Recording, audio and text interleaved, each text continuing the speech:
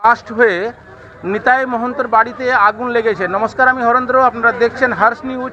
এই আগুন নিয়ন্ত্রণের জন্য আগুনের খবর শুনে ছুটে আসে কালিয়াগঞ্জ থানা থেকে বিশাল পুলিশ বাহিনী, এছাড়া দমকল বাহিনী, এবং শেষ পর্যন্ত হচ্ছে আগুন নিবানোর জন্য রায়গঞ্জ থেকে দমকল বাহিনী আসে এবং তারা প্রাণের ঝুঁকি নিয়ে আগুন নিয়ন্ত্রণ আনার চেষ্টা করে।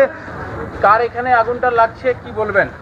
নিতাই মহন্ত, কালিয়াগঞ্জে এখানেই বাড়িতে আগে ছিল ইটাহারে। এখানে উনি বিয়ে করেছেন এবং ব্যবসা করেন হচ্ছে আমাদের বাস স্ট্যান্ডে ওনার দোকান আছে। উনি গ্যাস এবং সিলিন্ডারের এসবের ব্যবসা করেন।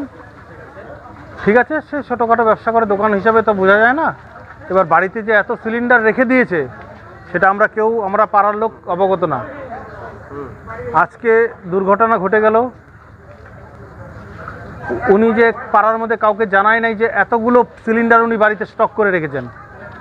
আজকে আপনি আসছেন, আপনাদের সবাই এবং ফায়ার ব্রিগেড আছে, দেখুন আপনার চোখের সামনেই হচ্ছে সব বের করছে সিলিন্ডার।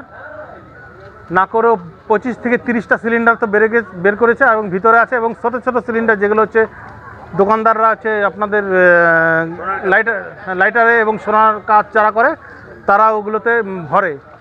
সব হচ্ছে কালকে হচ্ছে সোমবার, ওর হচ্ছে বড় ব্যবসা, সেই ব্যবসাতেই হয়তো আজকে ওইগুলো বসছিল।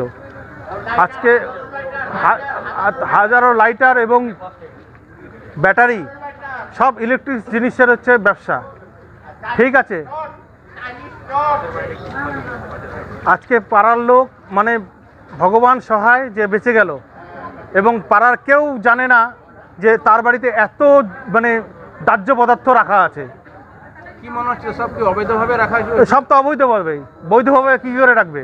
এখন কি চাইছেন আপনারা? আমরা চাচ্ছি যে এর হচ্ছে একটা সঠিক তদন্ত হয়ে এবং তার মানে শাস্তি হোক, এবং ওকে এই পাড়া থেকে সরানো হোক, নাহলে আজ নয় কাল আবার শুরু করবে ব্যবসা। কোন এলাকায় বাড়ি তার? এটা Seth colony, ward Seth colony, যেটা শেঠ কলোনি মোড় থেকে বাঁশতলা মোড় ঢোকার মিডিল পয়েন্টের একটা গলি যায়, যেটা সেখানে একটা বাড়িতে আগুন লেগেছে। টোটালি ইললিগালভাবে যারা ব্যবসা করতো সিলিন্ডারের, ঠিক আছে, নট অনলি ফর সিলিন্ডার, যারা বাড়িতে ইললিগালভাবে ইলেকট্রনিক্সের বিভিন্ন রকম সরঞ্জাম বাড়িতে রাখতো, ঠিক আছে, এমন কিছু পরিস্থিতির ইলেকট্রিক শর্ট সার্কিটের কারণে হয়ে যায়।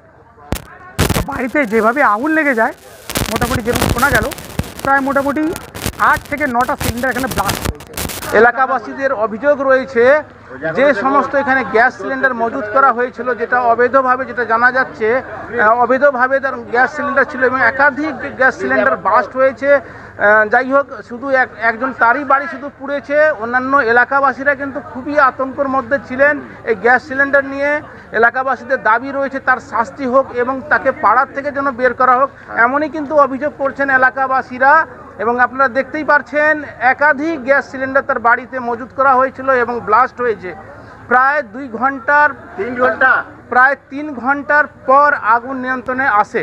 এখনো আগুন নিভানোর কাজ চলছে। ধোঁয়া উঠছে দেখুন। এবার আপনারা বুঝতে পারেন যে একটা বাড়িতে যদি সিলিন্ডার একটা ব্লাস্ট হয়, এই মুহূর্তে যদি পার্শ্ববর্তী যেগুলো পরিবেশটা, সমাজটাকে নষ্ট করে দিতে পারে। গ্যাস একটা ফ্লুয়েন্ট, তো একটা ফ্লুয়েন্সের মাধ্যমে আপনার পুরো পরিবেশটা আপনার নষ্ট হয়ে যেতে পারে। তো সেরকম একটা পরিস্থিতি এখানে তৈরি হয়ে গেছিলো। ইলিগালভাবে ওনারা করে বসছেন এখানে।